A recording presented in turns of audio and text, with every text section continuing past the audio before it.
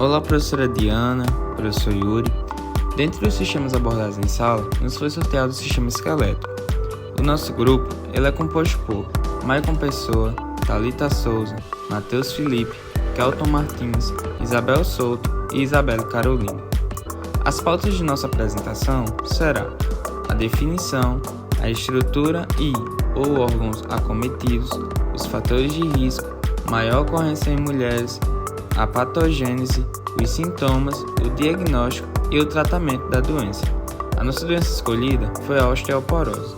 A osteoporose é uma condição mais comum em mulheres acima dos 45 anos, que deixa os ossos frágeis e porosos. E à medida que vai progredindo com a avançada idade, a doença ela aumenta o risco de fraturas, especialmente do quadril, da costela e colo do fêmur. Existe também a osteoporose secundária, que é quando a perda de massa óssea tem a ver com outras doenças, como por exemplo, problemas renais ou endócrinos e usos de certos medicamentos. Órgãos acometidos. As fraturas mais comuns em decorrência da osteoporose são a das vértebras por compressão, que levam a problemas de coluna e a diminuição da estatura, e as fraturas do colo do fêmur, punho, quadril e costelas. Entretanto, qualquer osso do corpo pode ser afetado. Nas fases em que se manifesta, a doença está diretamente associada ao local em que ocorreu a fratura ou desgaste ósseo. As fraturas do quadril, em sua maioria, necessitam de tratamento cirúrgico. Nas costelas, a doença é responsável por dores intensas que, além de causar um grande desconforto, podem limitar boa parte das atividades cotidianas de uma pessoa na terceira idade. No fêmur, algumas complicações desse tipo de fratura, como as que surgem pela falta de mobilidade, podem ser letais, principalmente nos idosos. Agora nós vamos ver alguns fatores de riscos.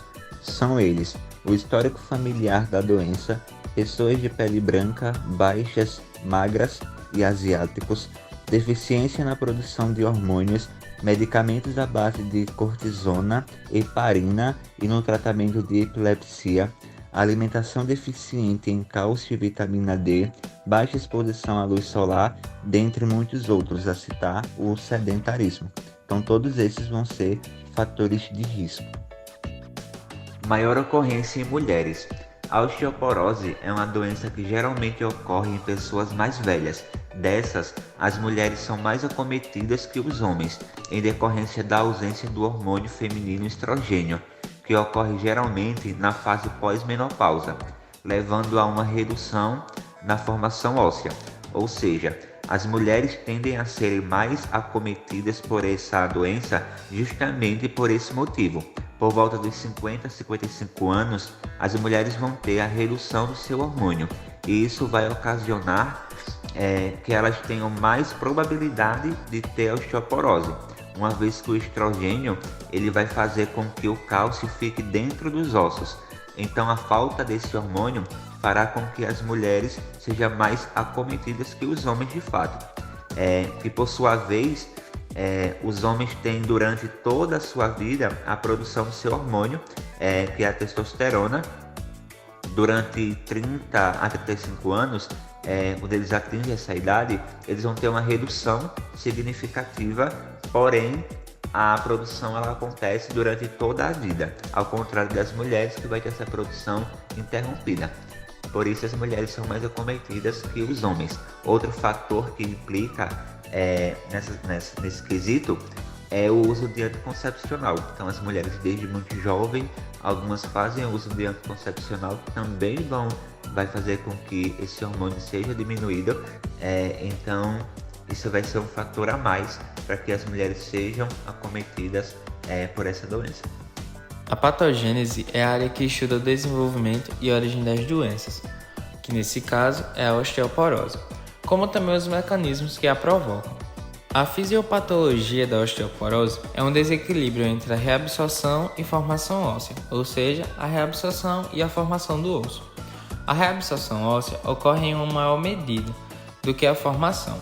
Portanto, um saldo negativo ocorre em uma perda líquida de osso e um risco que acompanha o aumento de fraturas, resultado de deformidade e de dor crônica. Outro aspecto importante na osteoporose é a viabilidade diminuída de osteocitos. Essas células são antigos osteoblastos, enterrados dentro do osso, mineralizado que sente e responde a mudanças nas forças mecânicas. Com a depressão dessas células, o osso vai perdendo sua capacidade de ganhar resistência, ocasionando em fraturas e demais. Os sintomas da osteoporose. Especialmente nos estágios iniciais da doença, não há nenhum sintoma. O paciente não sente absolutamente nada. E à medida que os ossos vão ficando mais fracos, os sintomas começam a surgir. E dentre vários sintomas, podemos citar algum deles. A fratura propriamente dita é muito comum entre eles. E nessa fratura acontece sem grandes traumas, e é muito comum as pessoas falarem que não se lembram de nada em específico que causou essa fratura. Neste tipo de fratura, temos que se preocupar com 3 principais locais onde mais acontecem, que são os ossos do quadril, da coluna e punho. O segundo sintoma mais comum é a dor crônica nas costas, aquela que não melhora e junto com isso a perca da postura e da altura final da pessoa. Isso acontece porque as vértebras da coluna podem se fraturar e elas se colam com o passar do tempo e se achatam, causando isso uma perca da estatura e a dor nas costas. Agora vamos falar sobre o diagnóstico. O diagnóstico da osteoporose é feito pelo ortopedista através da avaliação dos sintomas, idade, histórico de saúde e uso de medicamentos. Além disso, o médico também pode solicitar exames de sangue para completar o diagnóstico, como hemograma completo, dosagem de cálcio e vitamina D, e o exame de densitometria óssea, também chamada de abscessometria de raio-x de dupla energia, para avaliar a densidade óssea e dessa forma diagnosticar o paciente. Essa avaliação permite ver o osso por dentro e medir sua densidade mineral, prevendo até o risco de fraturas. Comparam-se então os valores encontrados com os de uma pessoa normal com o mesmo peso, sexo, altura e idade. O tratamento da osteoporose. Tão importante quanto diagnosticar é tratar a osteoporose.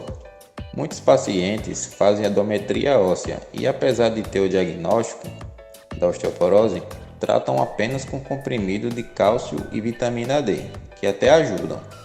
Mas na osteoporose é necessário uma medicação que vai melhorar a forma da estrutura do osso. E hoje em dia existem diversas medicações com mecanismos e particularidades diferentes. Então vou falar sobre as principais medicações disponíveis até hoje em dia. A classe mais usada ainda é considerada a primeira opção dos biofosfonatos. Elas impedem a atuação das células que comem o osso.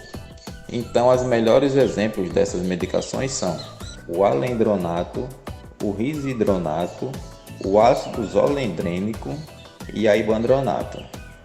Para casos mais graves da osteoporose, temos a teraparatide, que atua no hormônio PTH e promove a formação da matriz do osso. Lembrando que o tratamento deve ser individualizado, mas não pode deixar nunca de acontecer. O que comer para fortalecer os ossos e fugir da osteoporose?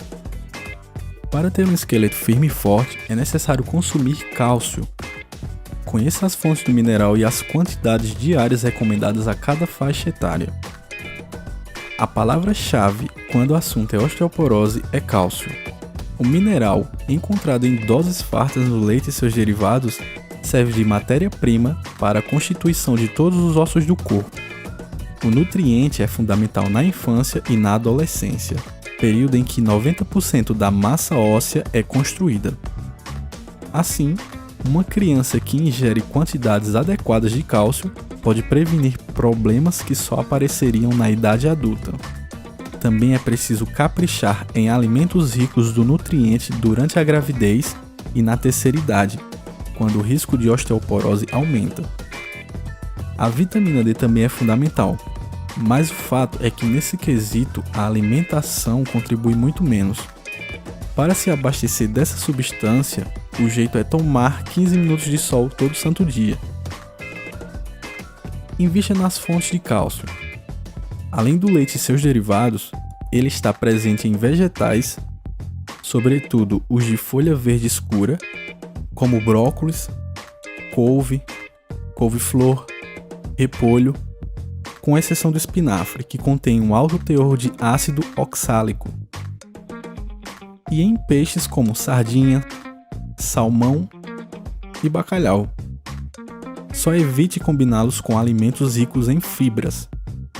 Embora benéficas para o intestino e para o coração, elas prejudicam a absorção de cálcio. A cafeína também pode atrapalhar, portanto não ultrapassem o limite de 5 xícaras de café por dia. Outro inimigo do cálcio é o excesso de proteína, que contribui para o aumento da excreção do mineral. Necessidade diária do nutriente. Do nascimento aos 6 meses, o aleitamento materno é suficiente, cerca de 400 mg. De 6 a 12 meses, 600 mg. De 1 a 5 anos, o recomendado são 800 mg. De 6 a 10 anos, 800 a 1.200 mg. De 11 a 24 anos, 200 a 1.000 mg. 25 a 50 anos, 1.000 mg. Gestantes e mulheres que amamentam, 1.200 mg. Acima de 65 anos, o recomendado 1.500 mg.